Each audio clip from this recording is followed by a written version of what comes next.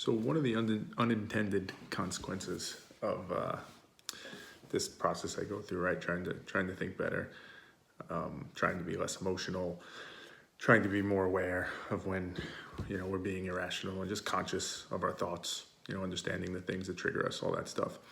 One of the unintended consequences has been my relationship with sports. And I say that there's kind of two components to it. There's the relationship directly with sports and watching sports and being a fan of sports. And then there's the relationship of how I interact, consume, what have you, with like sports talk radio type shows or sports analysts, sports opinion shows, that type of thing. Which for me, historically has been a big part of the overall sports package. So I'll start with the first one, the relationship with sports in general, just live sports. I think in a funny way, I appreciate sports more now probably than I used to.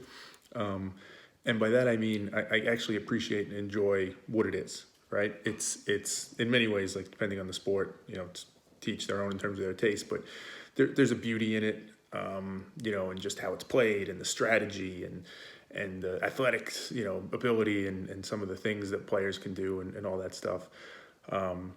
And it's also in some ways, it's a bit of like a relief, if you will, or like a respite from being so aware of your thoughts. It's a place where like the implications really don't matter much. And it's just good, fun competition. You get to pick a team and feel invested to them. You get to kind of get that fix of having like that tribal, irrational, just emotionally driven passion for something, but with no real consequences to it. So it's kind of fun, right? That you get to do that. You have an avenue to do that. And you don't have to think too much. You don't have to overthink it, right? The game is straightforward. There's a winner, there's a loser. It's very binary in that regard. And you just, you root for your team and you hope for the best. And I say that's an unintended consequence of this journey because that's not the way I used to interact with sports. It used to be much more about, in many ways, like anger and fear and all these emotions that got wrapped into it because I cared so much, right? The part that I just mentioned a minute ago, what made it so beautiful now and so great is that you get all this good positive out of it. And it's just a safe space. It doesn't matter. It doesn't matter if your team wins or loses. Ultimately, it doesn't really change your life. But that's not how I thought a few years ago or for most of my life. It mattered deeply. If a team that I didn't want to have win, the Tom Brady and the Patriots, or I wasn't a particularly big LeBron fan, right? That was a big deal. When the Patriots almost went 16-0, or they did go 16-0 and they almost went undefeated, that was in many ways like my worst nightmare if that had happened.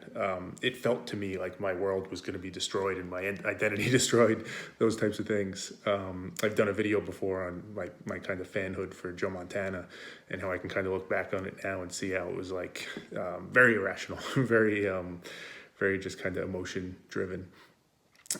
So I think that's been a positive, right? Having that perspective now and being able to enjoy it just for what it is. And have kind of a purer, simpler relationship with it.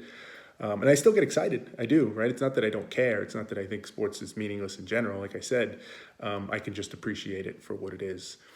But the other piece of it, my relationship with sports talk, sports analyst shows, again, I mentioned that changed. And you wouldn't, probably no surprise, given what I said about how I used to be a fan of sports and so emotionally invested into it and so, cared so much, right? It was so tied to who I was, which made me, have lots of the things you would suspect, biases, blind spots, susceptible to being influenced, all that stuff triggered. I would watch sports talk shows endlessly, particularly after like a big game. I mentioned the Patriots trying to go undefeated. When they lost that Super Bowl, I probably stayed up for like 7 straight hours just watching analysts talking about it and hearing about it, because it was feeding something good for me. It was something positive that they lost. But also on the flip side, right? When the team I didn't like won, or when my team lost, more significantly, the way that I would be triggered by sports analyst shows and sports talk shows, and get so angry because they were, attacking my team or saying the player I liked wasn't that as good as I thought he was. I took it so personally, and it moved me so much. it's almost funny to think about now, but it was all very real to me. You make the connection very quickly that, as I said, it's all those irrational biases, blind spots that come with being so emotionally invested, so tied to your identity that you feel like you need to protect it, and just, it matters so much. Those things start to pop up. You're trying so hard to protect yourself. So when something you hear that goes against your narrative comes in, you have such a negative, strong defensive reaction to it.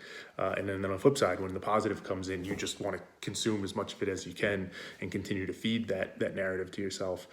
It's funny to think about now, but again, was very real at the time. And I think, when I watch sports talk shows now, when I see them, the other thing about it is it's almost like a magician, where you've now seen all the tricks beforehand, so it's not that amazing to see. It kind of loses its luster. It's similar to that, and again, things that were always there that for many people were very obvious, but for me, because I was blinded to it, I didn't see them, but now I do. Right? Just ridiculous, extreme statements, trying to bait people, trying to play on people's emotions, and this need to build a narrative around everything that happens. A game, is won or lost or what have you, and there's hours of analysis on it. And I think this happened, and this player might have been hurt, and this player, went out the night before, and there's all these stories and these dramas that are built because we need to make sense of it, and there's got to be a narrative and a story. And when you're in the thick of it, it works. It influences you. It changes your mood. It gets you, angry at a player because he might have done something you don't think he should have done, or an umpire because he blew the game. All these things start to come up that you start to believe. And it's interesting. I won't get into it fully now, but it's interesting to think about using that as almost a use case to study when I think about when I see other people that are acting irrationally about something that's more rational to me, right? Politics, whatever it is. It helps you to empathize and put yourself in their shoes and kind of understand and learn from what they are seeing. Because again, it's very real. It was very real to me. It's very real to them. It's not just craziness in the moment. It makes sense. So an interesting use case in that I think I'll try and carry forward as well.